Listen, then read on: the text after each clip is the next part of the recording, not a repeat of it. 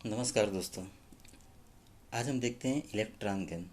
Basically electron gun एक ऐसा device है जिसमें तीव्र और पतला इलेक्ट्रॉन बीम प्राप्त किया जाता है। अब तीव्र और पतला इलेक्ट्रॉन बीम प्राप्त करने के लिए इलेक्ट्रॉन गन की स्ट्रक्चर कैसी होती है, हम इस पे देखते हैं। तो इसमें मैं चित्र से देखते हैं कि इसमें 6 वोल्ट की एक बैटरी लेते हैं और उसका पॉजिटिव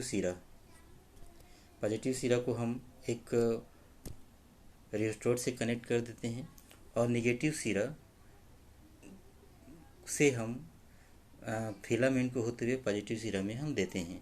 मतलब 6 वोल्ट की बैटरी परिवर्ती प्रतिरोध से फिलामेंट से जुड़ा होता है। यहाँ पे फिलामेंट जो होता है थोरियम ऑक्साइड लेपित होता है। ये टंगस्टन होता है वो तो थोरियम ऑक्साइड से लेपित होता है।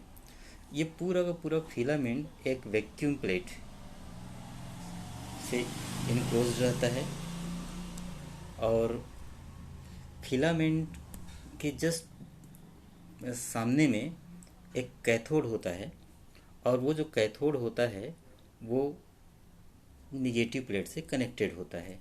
अर्थात कैथोड मतलब वो ऑलरेडी निगेटिव ही चार्ज होता है, निगेटिव प्लेट होता है जो फिलामेंट के जस्ट पास में लगा होता है। इसमें होता ये है कि 6 वोल्ट बैटरी से यदि हम कनेक्ट करते हैं तो फिलामेंट गर्म होगा और फिलामेंट के गर्म होने से कैथोड हीट होगा, जिसको हम तापायनिक उत्सर्जन कहेंगे।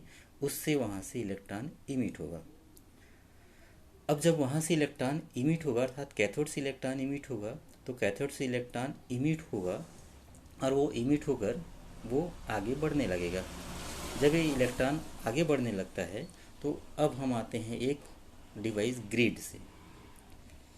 ग्रिड बेसिकली वो भी निगेटिव चार्ज रहता है, लेकिन वो कैथोड से ज़्यादा निगेटिव चार्ज रहता है। एक सिलेंड्रिकल नुमा रहता है जो कैथोड से ज़्यादा निगेटिव चार्ज रहता है। इसके कारण होता है कि इलेक्ट्रॉन जो इस सिलेंडर की ओर आता है, चूँकि इसका दीवार निगेटिव चार्ज रहता है और इलेक्ट्रॉन उससे रिपल होने की टेंडेंसी रखता है, तो वो इसके ठीक एक्सिस मतलब वो सीधे बीचों बीच से निकलने की वो प्रवृत्ति रखता है, जिसके कारण इलेक्ट्रॉन का जो बीम होता है वो पतला हो जाता है।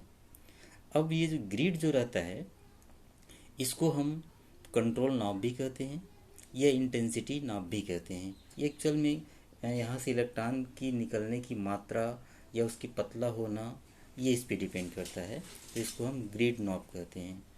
ये इलेक्ट्रॉन को पतला करता है। इसके बाद हम आगे आते हैं तो आगे जो हमको मिलता है एनोड।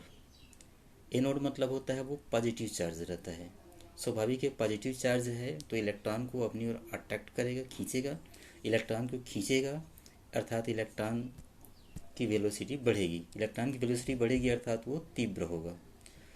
तो तीव्र होने का काम एनोड से होता है। एनोड को हम इस प्रकार से भी समझ सकते हैं कि एनोड एक्चुअल में एक उच्च धनात्मक विभव में रखे जाते हैं और इलेक्ट्रॉन को एक्सलेट करते हैं, मतलब उसको त्वरित करते हैं। ये जो एनोड जो होता है वो इलेक्ट्रॉन को फोकस करने का भी काम करता है, इसलिए इसको हम उसको फोकसिंग प्लेट भी कहते हैं। हम यहाँ पे 2 एनोड हैं हमारे पास, A1 और A2। दोनों एनोड सिलेंड्रिकल नुमा होता है और इस एनोड को हम दोनों एनोड के कॉम्बिनेशन पे डिपेंड करता है कि एक पॉजिटिव एक निगेटिव, एक निगेटिव एक पॉजिटिव या पॉजिटिव निगेटिव, जैसा भी अलग अलग कॉम्बिनेशन के अनुसार हम उसको अलग अलग पॉइंट पे फोकस कर सकते हैं। तो इनके दोनों के पॉजिटिव निगेटिव के रेशियो को चेंज करके हम अलग अलग पॉइंट पे इलेक्ट्रॉन को फोकस करते हैं। इसको समझने के लिए हम यहाँ पे देखते हैं कि पहला, यदि बीम निगेटिव बैलेंस से गुजरता है, मतलब ये निगेटिव एनोड वाली बैलेंस से गुजरता है, तो इलेक्ट्रॉन बीम कन्वर्ज हो जाता है, सिकुड़ जाता है इस प्रकार से और उसका पाथ ऐसा हो जाता है इस प्रकार से। इसी प्रकार जब इलेक्ट्रॉन बीम पॉजिटिव बैलेंस से गुजरता है तो इलेक्ट्रॉन बीम पॉजिटिव से गुजरता है, मतलब वो बेलन की ओर अट्रैक्ट होगा, उसकी ओर खींचेगा और उसका पाथ कन्वर्स ना होकर डाइवर्स हो जाएगा और उसका पाथ इस प्रकार हो जाता है।